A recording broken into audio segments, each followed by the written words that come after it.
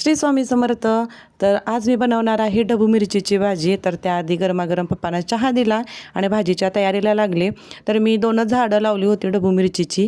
तर त्याला 4च मिरच्या लागल्या होत्या. ह्याला कोणी शिमला मिरची म्हणतं, कोणी ढबू मिरची. तर म्हणजे आम्ही तर ढबू मिरचीच म्हणतो. ताज्या ताज्या भाज्या खायचं सुख हे गावाकडंच असतं. आणि कढईकडे लक्ष देऊ नका, कारण कढईची जी हालत आहे ती माझ्यामुळं आहे. अशा पद्धतीनं तुम्ही भाजी करून बघा, खूप छान लागते. कढईमध्ये थोडं तेल टाकलं, कांदा परतून घ्यायचा, तिखट हळद टाकायचं आणि ज्या ढबू मिरच्या चिरलेल्या आहेत त्या टाकायच्या. थोडंसं पाणी टाकायचं, भाजी शिजवून घ्यायची. त्यानंतर वाटण टाकायचं. वाटण सोपंच आहे. ओलं खोबरं, टॅमॅटो, जिरं आणि कोथिंबीरचं जाडसरच वाटायचं आणि 2 मिनटं शिजवून घ्यायचं. त्यानंतर शेंगदाण्याचं कूट टाकायचं. भाजीमध्ये शेंगदाण्याचं कूट टाकलं की खूप छान लागते आणि मला तर खूप आवडते शेंगदाण्याचं कूट टाकलेलं भाजी. आणि छान मिक्स करायचं आणि एक वाफ काढायची. छान लागते भाजी, नक्की ट्राय करा.